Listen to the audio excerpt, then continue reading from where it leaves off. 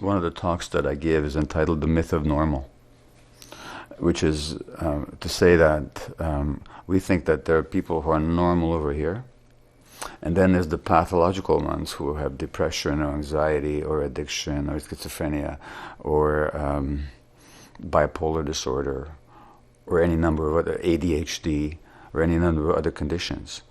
What I see is a continuum, that we're all on a continuum.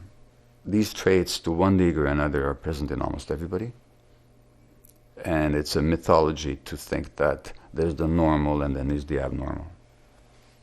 Well, according to the research, the best place to be a schizophrenic in the world is not North America with all its pharmacopoeia.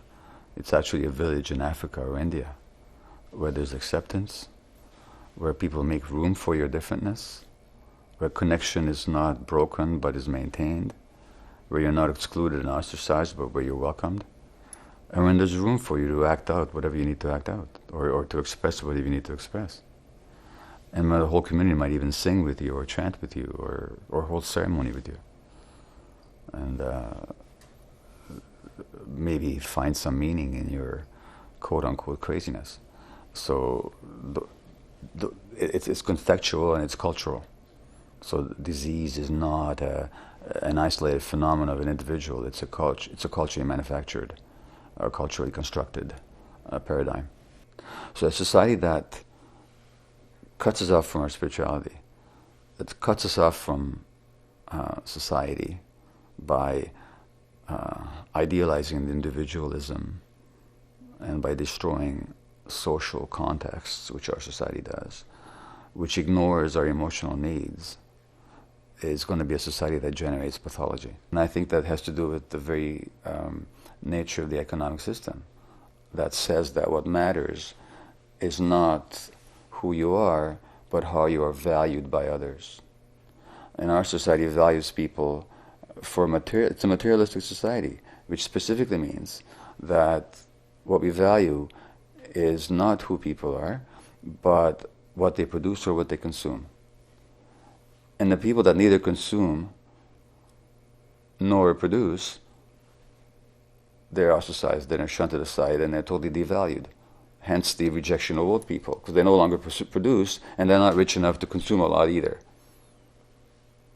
So the very nature of this materialistic society dictates or generates and promotes that separation from ourselves. There is an intelligence, and I'm not speaking about a operative creature up there or out there somewhere doing things and deciding things, but there's an intelligence in nature and creation that if we ignore, we create suffering for ourselves and other people.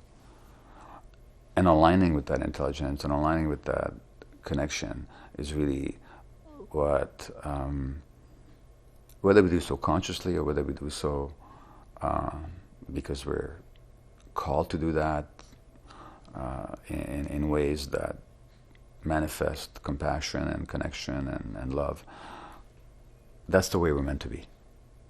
And so the recognizing that and the striving for it is what I call spirituality. The paths are many. Some find it through religion. Sometimes religion is an obstacle to that. In fact, often it is.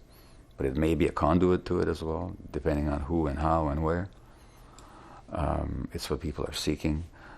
Many other paths that are not religious, but fundamentally there's this spiritual nature that if we ignore, we're actually ignoring an essential part of ourselves.